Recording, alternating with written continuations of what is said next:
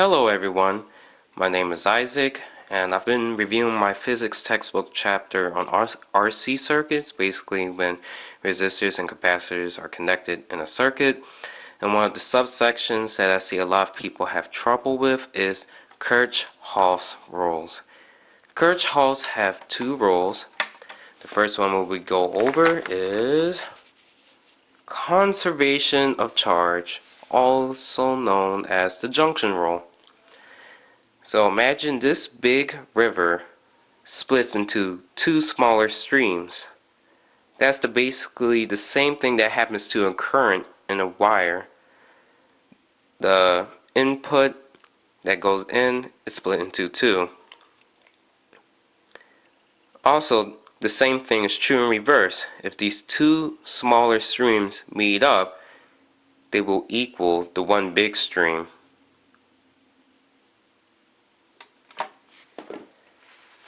The second rule Kirchoff has created is the conservation of energy, also known as the loop rule. So right here we have a basic square circuit with just a potential difference of a certain value, and when we go around like that in a loop, in a clockwise loop, the sum of our potential differences is 0. And it doesn't matter which way I do the loop, as long as it's a closed loop, the potential difference should equal 0.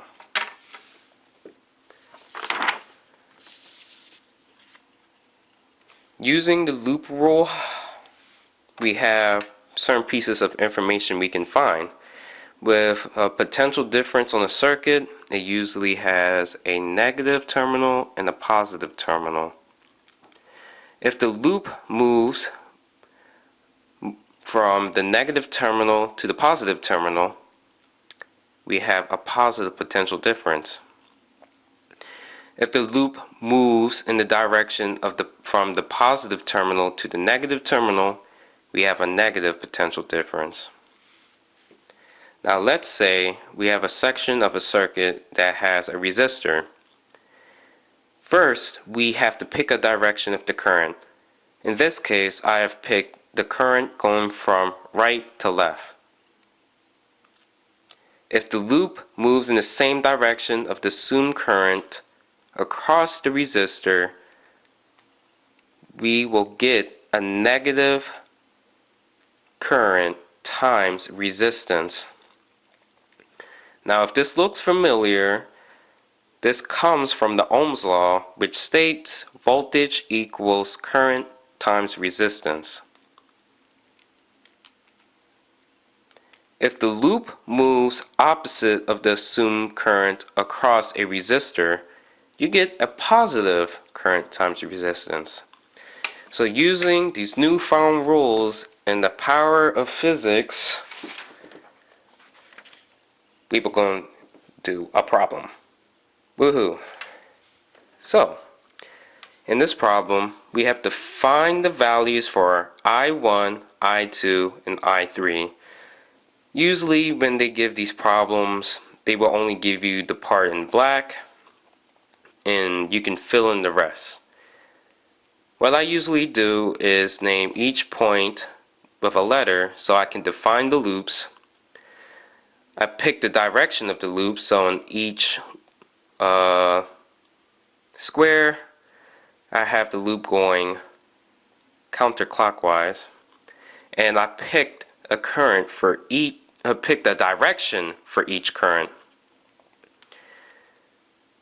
As you can see, I1 comes around like this, and once it hits B, remember the junction rule, or the river, when it meets a fork, it splits into two.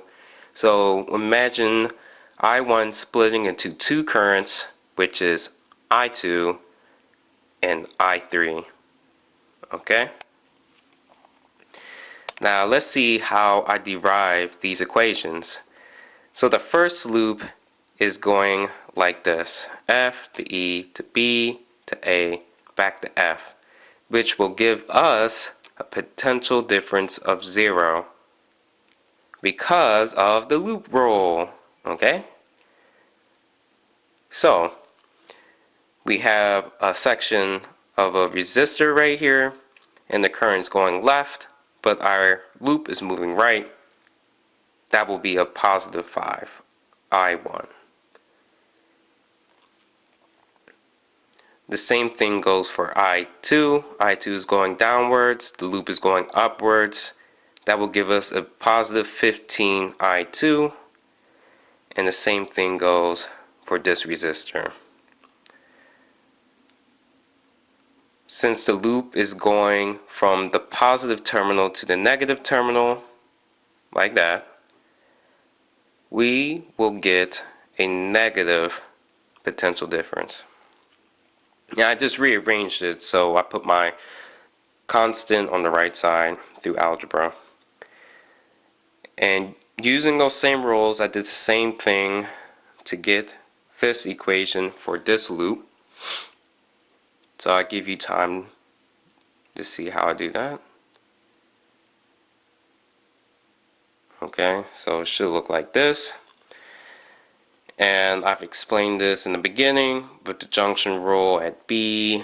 I1 comes from here, splits into two parts. Oops. And I just rearrange so I1 equals I2 plus I3.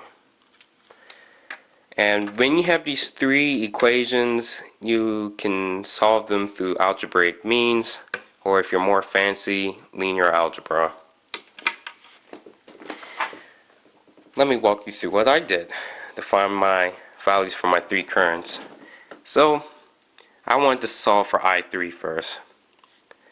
I took the equation from the first loop and combined it with the junction rule equation. So I1 also equals I2 plus I3. So I can substitute I1 with this. Okay. Distribute. Once I distribute, I just combine like terms, so I get 22I2 equals that, and I just divide that term by 22. Okay, and now I take the equation I derived for the second loop, okay, and substitute I2 with what I got up here. I do distributive property again, and you get this fraction. And once I get this fraction, I'm gonna find the lowest common denominator, and the way I did that was multiply this by 22. So imagine 12I3 over 1, you multiply numerator and denominator by 22, and on this side you will multiply by 1. So this will stay the same.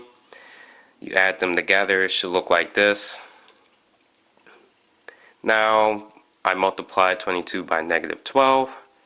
It gives me negative 264 on the right side. I also combine like terms, see. Then I took this term, added to this one, divide, and that's what I got for my I3.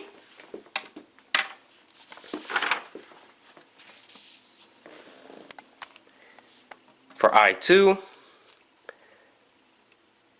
I took the equation that I used to isolate I2, substitute I3 with the value I found previously, which was this guy. Once I do the math, that's what I got. Okay.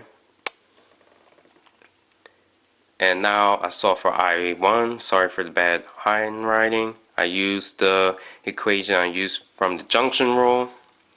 Okay. And that's what I get for I1. Now you may ask yourself why some of these currents have negative values and some of them have positive. If the currents are negative, that means they're going the wrong direction. So our I1 and our I2 are both going the wrong direction. Let me see if I find the paper. Here we go. So instead of this going left, it will actually go right. Okay, same thing for I3, it would go right. Okay, I know it's kind of strange because if I1 goes right and this is coming down, it kind of doesn't make no sense, but those are the actual directions. Okay? And you can check these values yourself by substituting it in each equation we derived back down here, and it should all work out to be 0. Thank you and have a nice day.